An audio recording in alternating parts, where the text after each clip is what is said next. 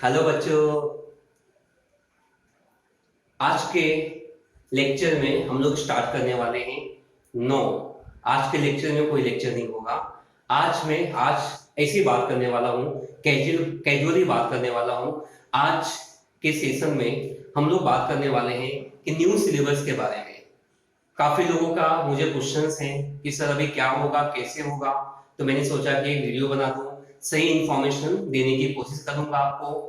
तो आज के सेशन में बात करने वाला हूं मैं न्यू एजुकेशन पॉलिसी। हमारे देश के पीएम मोदी जी ने बहुत अच्छी पॉलिसी बनाई है हम सब बच्चों के लिए, ताकि हम लाइफ में आगे बढ़ सकें, अच्छे से ग्रोथ कर सकें, एजुकेशन का बर्डन ज्यादा से ज्यादा ना हो। ये सब देखते हुए उन्होंने बहुत अच्छी पॉलिसी लॉन्च करने की सोची है। ओके, तो स्टूडेंट्स मैं आपको बता दूं यहाँ पे कि न्यू एजुकेशन पॉलिसी, जो ओल्ड एजुकेशन था वो करीबन 34 इयर्स तक चला। उसके पहले अलग पॉलिसी हुआ करती थी, बट 34 इयर्स से ये जो पॉलिसी है आपका चल रहा था। ठीक है, तो ये जो 34 इयर्स की पॉलिसी है जिसको हम लोग बोलते हैं एजुकेशन सिस्टम, वो एजुकेशन सिस्टम अब यहाँ पे रीसेट हो गया है। ठीक है, रीसेट का मतलब हम लोग वापस से काफी कुछ इसमें चेंज कर दिया है। मतलब तरक्की को देखते हुए, डेवलपमेंट को देखते हुए काफी कुछ हद तक चेंज हुआ है। ओके, तो मैं बात करने वाला हूँ अभी तक जो आपका सिस्टम था 10+2 का था। 10 स्टैंडर्ड तक स्कूलिंग करते थे, फिर 11 12 आपका कॉलेज हुआ करता था। ठीक है, उसके बाद से आपका डिग्री हुआ करता था। मतलब ये 15 साल का सफर हुआ करता था। मतलब 10+2+3 15। सेम चीज को इन्होंने एक नई पॉलिसी में कन्वर्ट कर दिया है, विच इज कॉल्ड 5+3+3+4। वापस से बोल रहा हूँ, 5+3+3+4 मतलब 15 ईयर्स की पॉलिसी में इसको चेंज कर दिया है न्यू एजुकेशन पॉलिसी में। इस केस में ये होगा कि जीरो स्टैंडर्ड से लेकर के, जब से बच्चा पैदा होता है तब से लेकर के 5th स्टैंडर्ड तक उसको बोलेंगे फाउंडेशन स्टेज।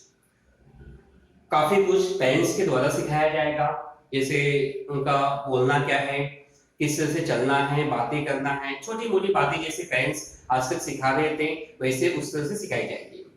तो ये होगा आपका फाउंडेशन स्टेज, या फिर ये जो फाउंडेशन स्टेज होगा इसको बोल सकते हैं pre schooling. This is also called pre schooling. School के पहले जो भी एक्टिविटी हुआ करती थी उसको बोलते हैं प्री स्कूलिंग। और ये प्री स्कूलिंग में कोई भी लैंग्वेज चलेगा, any language which is called regional language. जैसे कोई अगर गुजरात में बच्चा पैदा होता है तो वहां के पेरेंट्स को डेफिनेटली गुजराती अच्छे से आता होगा, तो बच्चे को गुजराती में सिखाया जा सकता है। ठीक है, अगर मुंबई का कोई बच्चा है तो मराठी के लैंग्वेज में सिखाया जा सकता है, जिस लैंग्वेज में वो कंफर्टेबल हो पेरेंट्स को बच्चा। ठीक है, ये होगा आपका जीरो स्टैंडर्ड से लेकर के 5th स्टैंडर्ड तक होगा आपका फाउंडेशन स्टेज बोलेंगे। ठीक है, नेक्स्ट होगा आपका 5th के बाद आपका 6th स्टैंडर्ड से लेकर के 8th स्टैंडर्ड तक आपका मिडिल स्कूलिंग होगा। ठीक है, जो ये स्कूलिंग सिस्टम होगा which is called middle schooling. इसमें स्टूडेंट्स को वे वोकेशनल कोर्सेज सिलेक्ट करने की पूरी आजादी होगी। ठीक है, जैसे एग्जांपल में कोडिंग, आज का बहुत फेमस कोर्स ऐड किया हुआ है जिसको बोलते हैं coding. Coding is nothing but language of computer. Computer को एक अलग तरह से समझने का जो लैंग्वेज है विच इज कॉल्ड कोडिंग। ठीक है, तो और भी बहुत सारी चीजें हो सकती हैं यहाँ पे। ठीक है, उसके बाद 8th स्टैंडर्ड के बाद देखोगे तो आपका 9th स्टैंडर्ड से लेकर के 11th स्टैंडर्ड तक, ये आपका 9th स्टैंडर्ड से लेकर के 11th स्टैंडर्ड को बोलेंगे हाई स्कूल। पहले जो हाई स्कूलिंग था वो 11th और 12th हुआ करता था। अभी हाई स्कूलिंग आपका हो गया 9th स्टैंडर्ड से लेकर के 11th स्टैंडर्ड तक, which is called high schooling. ठीक है, ये स्कूलिंग में students can choose any subjects. Students की अपनी चॉइस होगी। पहले वैसा नहीं था कि पहले मतलब एक ये हुआ करता था कि अगर साइंस आपने लिया है तो साइंस में फिक्स है, साइंस में आपको फिजिक्स लेना है, केमिस्ट्री लेना है, बायोलॉजी लेना है, ये फिक्स हुआ करता था, या पीसीबी पीसीएम हुआ करता था। अब ऐसा नहीं रह गया है। अब यहाँ पे आप अपनी चॉइस से कुछ भी सिलेक्ट कर सकते हो। ठीक है, ये होगा आपका student can choose any subjects. Okay, उसके बाद से आपका 12th स्टैंडर्ड के ऑनवर्ड्स आपका होगा ग्रेजुएशन।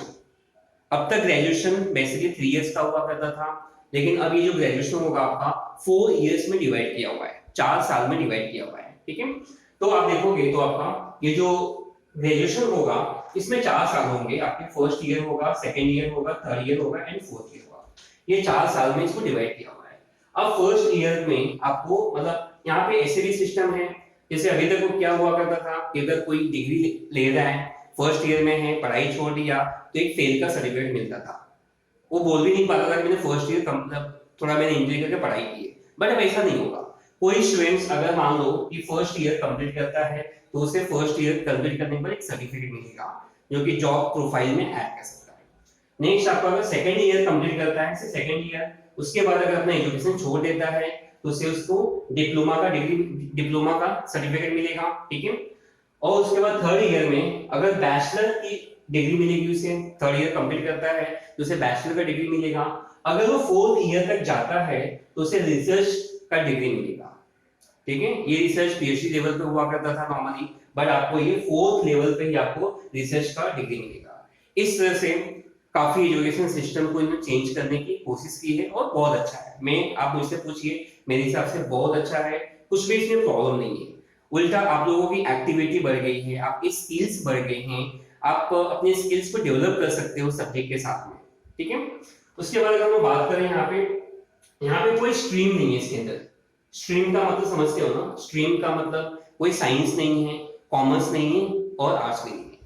मतलब ऐसा नहीं है कि अगर आपने साइंस लिया तो कॉमर्स के सिलेबस को नहीं पढ़ सकते हो, नहीं, साइंस के साथ में कॉमर्स पढ़ सकते हो, कॉमर्स लेके साइंस पढ़ सकते हो, फिर आर्ट्स लेके साइंस या कॉमर्स में पढ़ सकते हो। जो भी चाहिए आप अपने हिसाब से एक सिलेक्टेड आप सब्जेक्ट को सिलेक्ट कर सकते हो, ठीक है। तो इस तरह से किया जा सकता है। यहाँ पे जो भी आपका रिपोर्ट कार्ड बनेगा फाइनली, वो आपका 360 डिग्री में होगा। 360 डिग्री का मतलब क्या होगा, ये जो मार्किंग सिस्टम होगा, ये जो रिपोर्टिंग सिस्टम होगा, ये आपके फ्रेंड्स भी सिलेक्ट करेंगे। आपके फ्रेंड्स सब मिलके कहते हैं कि इसने बहुत अच्छा परफॉर्म किया, इसकी एक्टिविटी बहुत अच्छी है, तो इसे अच्छा ग्रेड मिलेगा। इनफैक्ट जितने टीचर्स होंगे उनका भी देखा जाएगा, और भी बहुत सारे सिस्टम इसके अंदर इंक्लूड किया हुआ है, ठीक है। उसके बाद अगर मैं बात करूं यहाँ पे मेजर और माइनर का सिस्टम बना दिया है। मेजर और माइनर का मतलब क्या होता है, मान लीजिए आपका मेजर कोई साइंस का सब्जेक्ट है, जैसे फिजिक्स है, तो फिजिक्स के साथ में म्यूजिक का कॉम्बिनेशन हो सकता है। पहले ऐसा नहीं हुआ करता था, आपको सेपरेट अलग से कॉलेज के बाहर सीखना होता था, अब ऐसा नहीं रह गया है। आपको क्या करना है, अगर आपने फिजिक्स लिया है, केमिस्ट्री लिया है, तो उसके साथ में म्यूजिक या फिर कोई भी स्किल्स जो आपको लगता है कि आपके अंदर है वो चीज, इवन आपका कोई भी खेलने से रिलेटेड है, वो भी आप उसके अंदर ऐड कर सकते हो। जो भी आपको चाहिए उसके साथ में ऑप्शंस वहां पे होगा, वो भी आप देख सकते हो। पूरा ऑप्शनल बन गया है, ठीक है। उसके बाद देखोगे तो आपका क्या होगा, any degree will be what 4 years. ये मैंने आपको ऊपर बताया, कोई भी डिग्री, आपका कोई भी डिग्री हो, साइंस का हो, कॉमर्स का हो, आर्ट्स का हो या दूसरे कोई भी हो, they will be what for 4 year degree. 4 साल का आपका डिग्री होता है, ठीक है।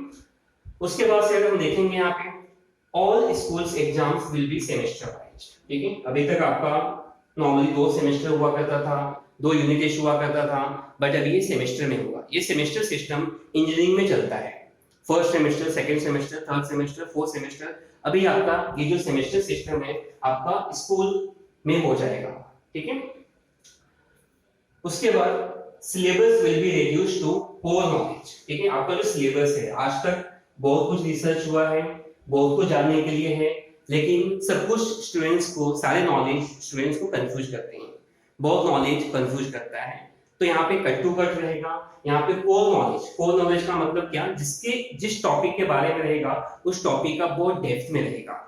ऐसा नहीं कि थोड़ा इसका भी हो, थोड़ा उसका भी हो, थोड़ा इधर से हो, थोड़ा उधर से हो, नहीं। वो स्टूडेंट्स का माइंड कहीं नहीं पहुंचने वाला है, वो सिर्फ और सिर्फ कंफ्यूज होगा। तो उसको करने के लिए यहाँ पे क्या होगा, कोर नॉलेज, एकदम डेप्थ में, एकदम सटीक नॉलेज होगा, ठीक है। उसके बाद आपका more focus on students on practical and application knowledge, मतलब स्टूडेंट्स के प्रैक्टिकल नॉलेज पे ज्यादा ध्यान दिया जाएगा। जैसे अगर कोई बच्चा 12th स्टैंडर्ड से फिजिक्स पास किया हुआ है या केमिस्ट्री पास किया हुआ है, एक सिंपल सा मेडिसिन रियल लाइफ का यूज नहीं कर पाता है, उसे नहीं पता होता कि ये मेडिसिन कहाँ यूज करना है, या एक सिंपल सा फैन है, फैन मतलब वो खोल के नहीं बना सकता क्योंकि प्रैक्टिकल कभी किया ही नहीं है।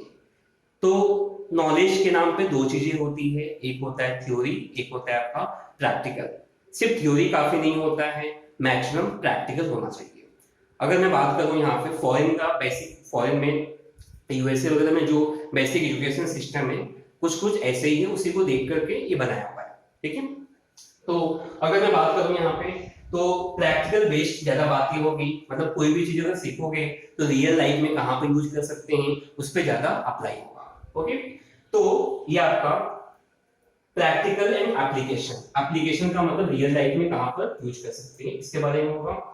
Education system based on the what multi entry and multi exist. Multi entry का मतलब क्या होता है, कभी भी कहीं भी आप इंटर कर सकते हो।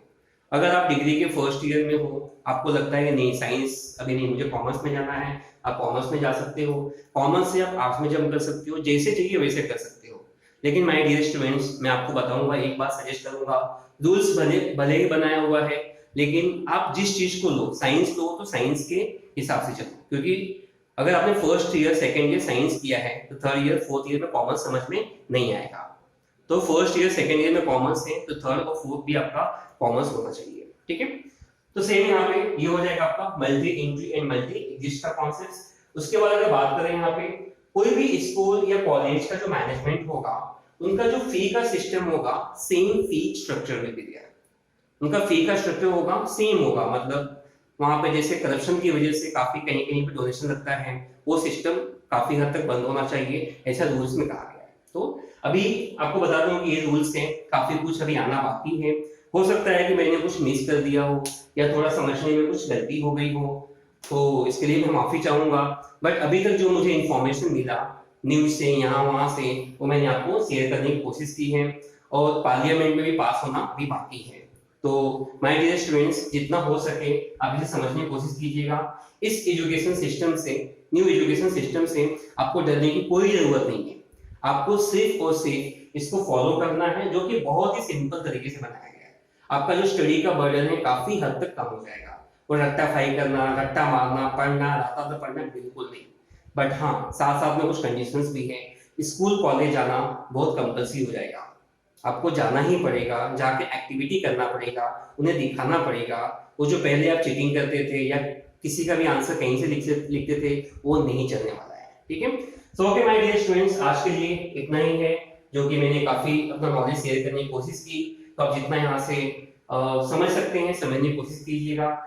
Thanks for listening me, for your valuable time and patience. Okay, bye bye to all of you, have a nice day.